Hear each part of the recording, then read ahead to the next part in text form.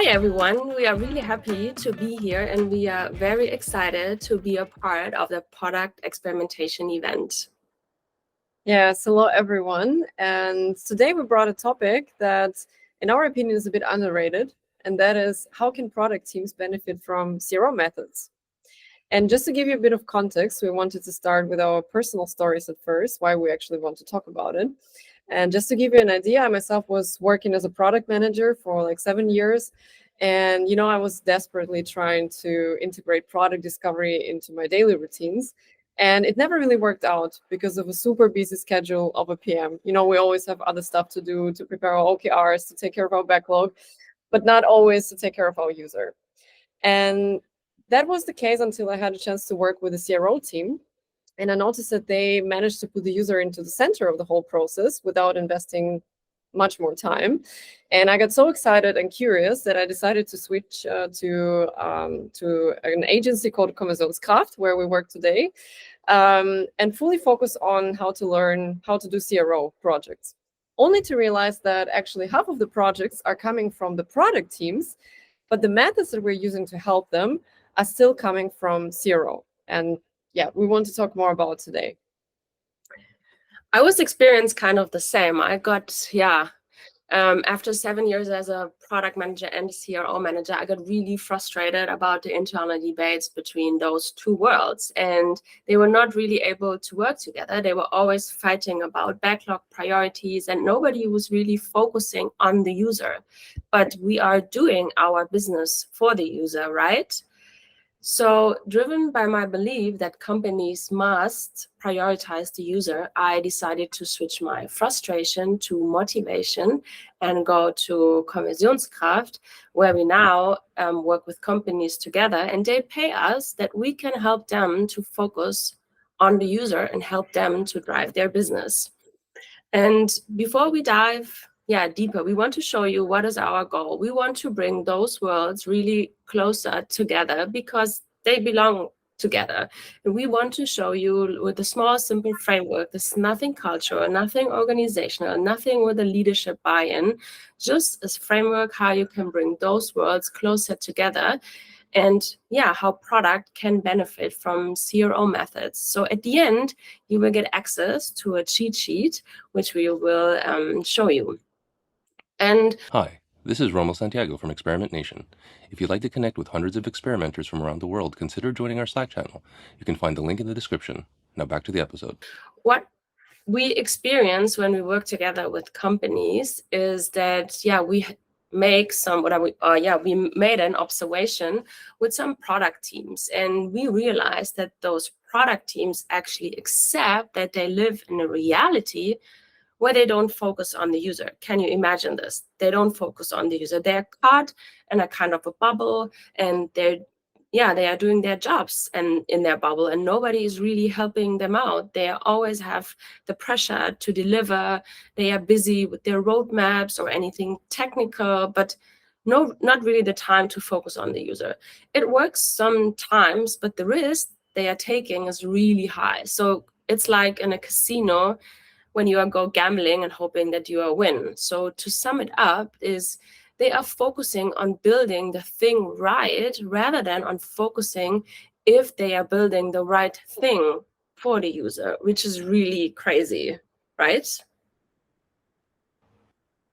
Yeah, this is a really sad reality we're living in. So many teams are spending most of their time in the delivery space. And the question is, what would actually happen if we don't do product discovery and we fully focus on delivery all the time? The thing is, at first, it might seem like nothing really changes because our schedule is still very busy. We work under pressure. And when we work under pressure, we need to take decisions fast. And this is exactly the moment when our brain will try to take a shortcut just because it's under pressure. And this shortcut is called a bias. So in the end, if we don't do product discovery, what will happen is that our biases will influence our decisions, whether we want it or not. This is just how our brain is wired. And today we brought 4 examples of biases that are actually ruining your product discovery outcome on a daily basis if you're not aware of them. So let's take a look at some of them. So the first bias that we brought today is called false consensus bias, and it claims that everyone in the world is thinking exactly the same way as me as an individual. And just to give you an idea of what it means, imagine you're a product manager and you come up with a new feature, or you're a CRO manager and you come up with a new test, and you immediately might think that this feature or test is going to work for all the users. Well, because they're all thinking exactly the same way as you do, which is obviously not the case, right? But this is still somehow the pattern that our brain is following. So let's take a look at the second bias that can affect your discovery process. The second one is called a confirmation bias, and we're pretty sure that you've heard about this bias before, probably in a different context. And essentially, it means that we favor information that supports our ideas primarily, because we think that our ideas are actually the best.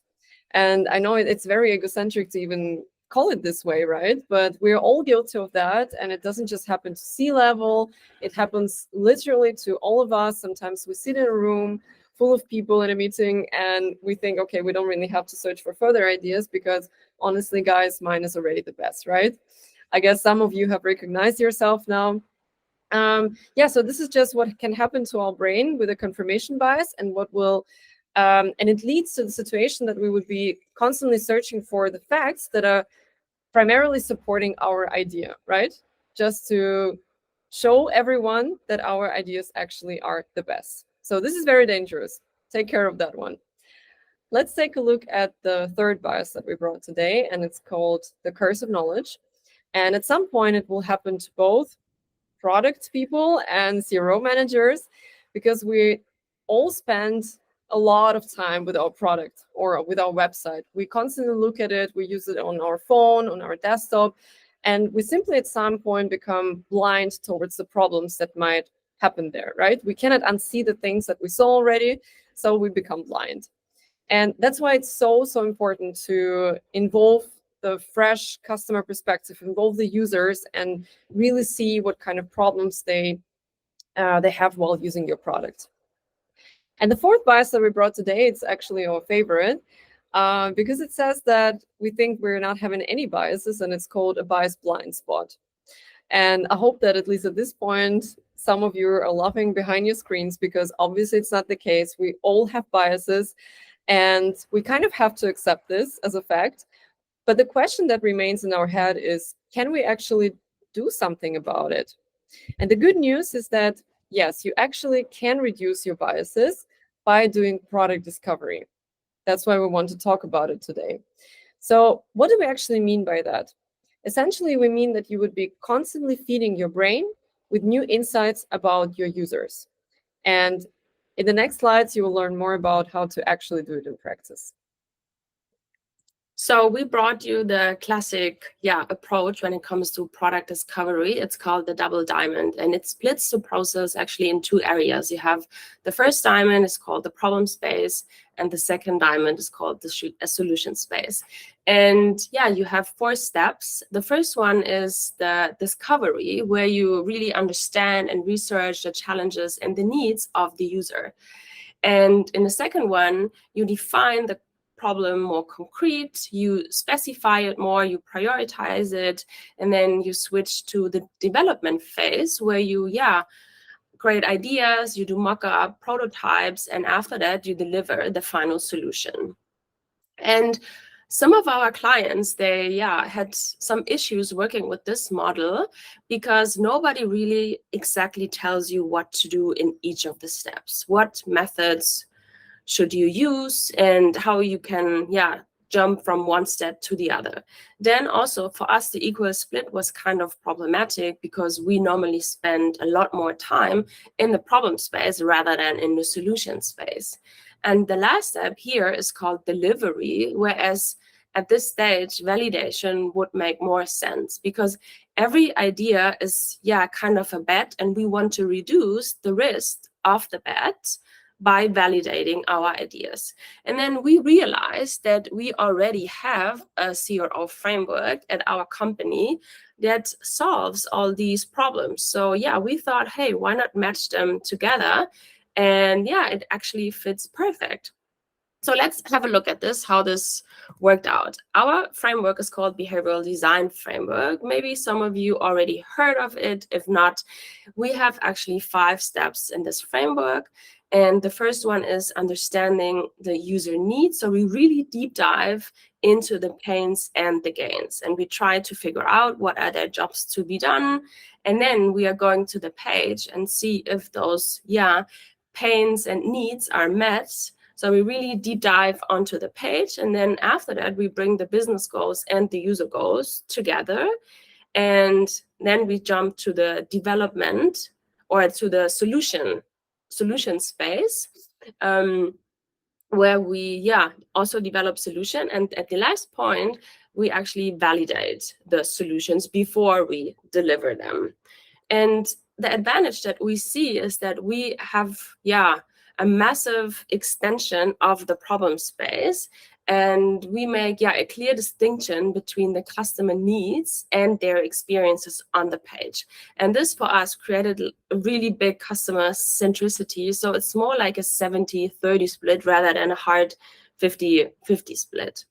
And the second advantage that we see is that we treat every solution as a hypothesis, which actually needs to be validated before we can deliver it. So we are really reducing the risks of the bets and getting more secure about our solutions. And the last step, which actually has helped us a lot, is that we have an overview about our concrete CRO research and validation methods for each of the steps in our framework.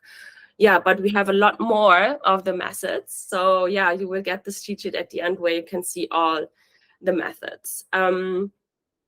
So now it's actually, the time to focus on a real case scenario from one of our clients. Yes, let's jump into practice, guys. So today we brought a real case where a CRO team was working together with a product team on one specific task. And unfortunately, we cannot name the client in this video. But just to give you some ideas, some context, it's a company that specializes in producing tableware and bathroom products. And bathroom products is exactly the focus of our story today.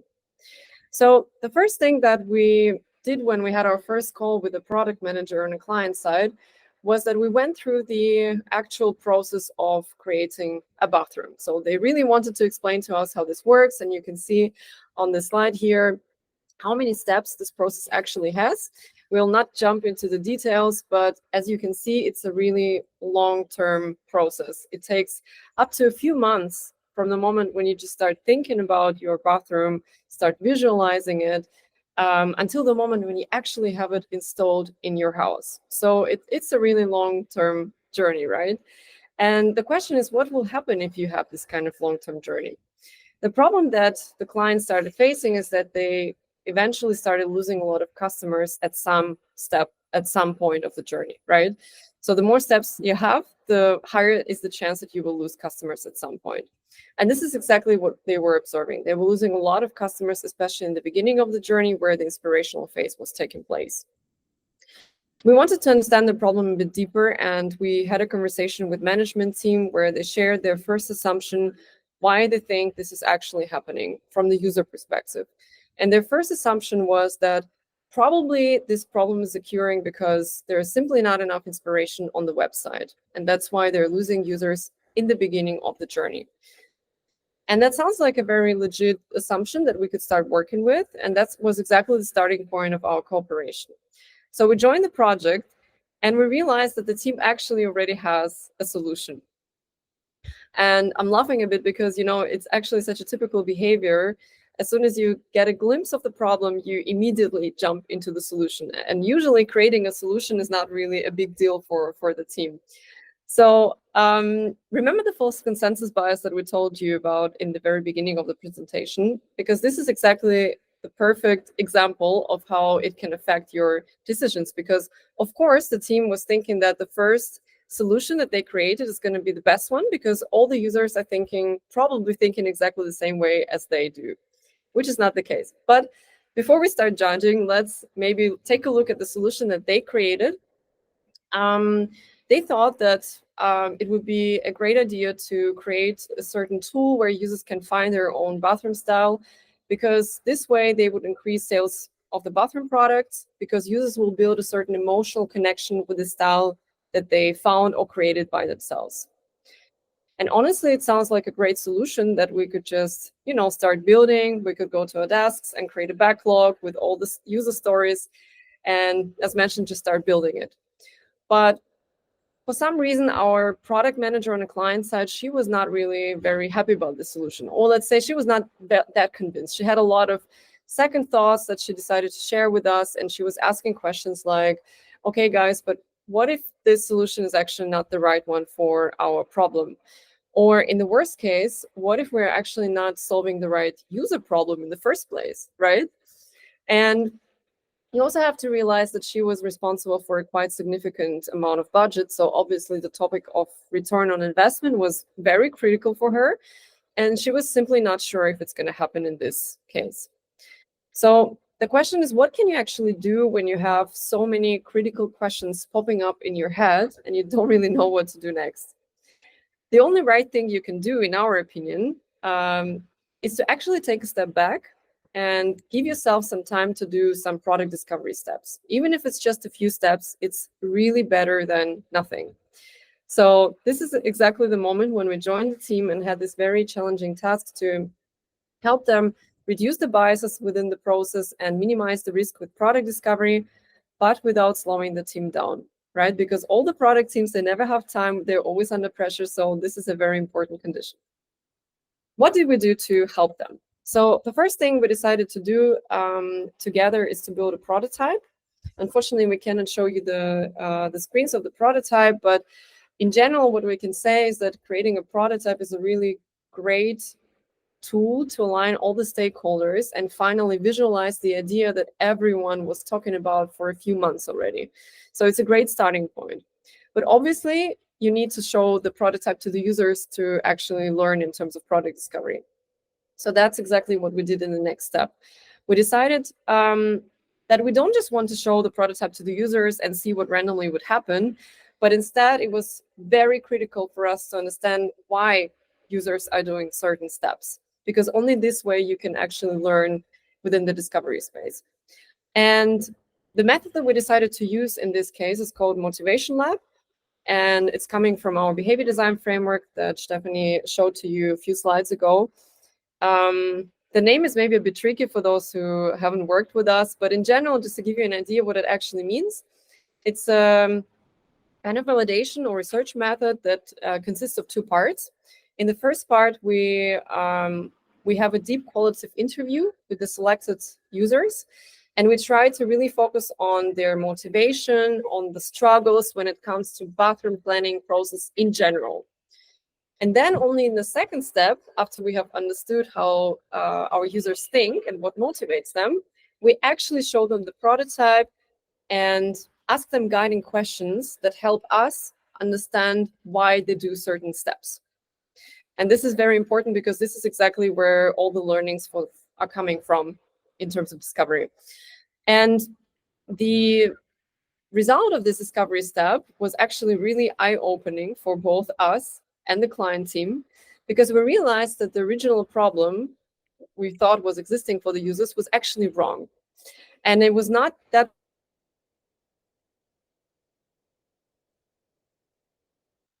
but it was a lot more about helping users how to, I think we have some connection problems. Oh, it's working again. Okay, yeah, so I'll just repeat the sentence just in case. The problem was not really to help users with more inspiration on the website, but it was a lot more about helping users with translating the inspiration that they have into the actual bathroom plan. So this is a complete mindset shift that the team had to experience. And the new decision that they took out of this learning is to actually not build the original tool as an alone standing tool, but instead they will try to integrate the inspirational elements into the existing bathroom planner that they already have on their website. And we both think that it's a really bold move of the whole team to be so open for the new insight and to actually make a strategic pivot in the whole process, because what we experience very often is that so many teams are doing product discovery just to confirm their original idea. And in this case, the team managed to actually be open for the new insight and take a new step. So we're really proud of this. Let's take a look at the learnings that we created out of this case. So we have 3 learnings actually for you. So the first one is, as we saw in this case, it's about how you frame the problem has a really strong impact on how you might solve it in the end. So at the beginning, it's totally okay and it's allowed to doubt all of your ideas that you have, because when you define the wrong problem, you're going to probably build a wrong solution, which will actually cost money, time, and a lot of resources. The second one is just start and don't waste your time. Identify where you are in your current position in the process, and you can learn, as we saw in this case, about the user problem within the solution space. You don't have to start from the scratch, but please don't forget to treat your solution as a hypothesis.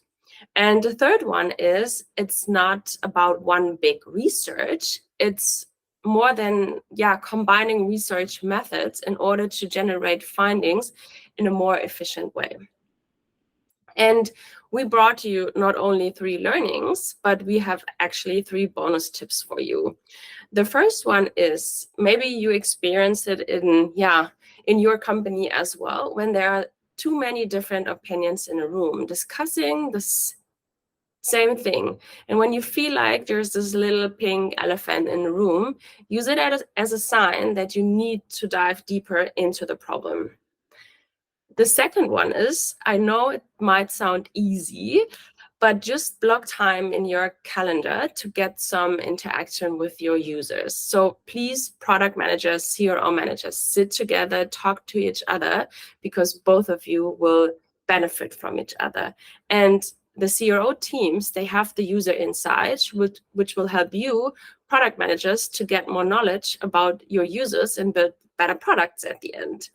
And the third one is, to all the CRO people here, try to understand the goals and the challenges of your product managers' colleagues, because you can help them to achieve their goals with your CRO methods. And maybe to sum it up, we brought Albert Einstein, and he says if he had an hour to solve a problem, he would spend 55 minutes thinking about this problem and only 5 minutes thinking about the solution. So we hope now that you realize how important it is that you spend actually a lot more time in the problem space rather than in the solution space, and really discovering the user needs, because we are doing our business for the user, right? And if you want to understand which methods we have for you, you just need to connect with us on LinkedIn and send us like a personal message, and you will get access to this my report. And now we are at the end. Just to give you a better idea, maybe a more detailed idea, this My Report has all the methods that we're constantly using for different product discovery cases, regardless of whether you're in the very beginning and start with like 0 and have no clear product idea yet, or maybe you want to see what kind of growth measures you need to implement in order to bring your product to the next level. So you'll find all these methods there, and we're happy for your feedback, because this is just the first version of it. Thank you, guys. Thank you. Hi, this is Romo Santiago from Experiment Nation. If you'd like to connect with hundreds of experimenters from around the world, consider joining our Slack channel. You can find the link in the description.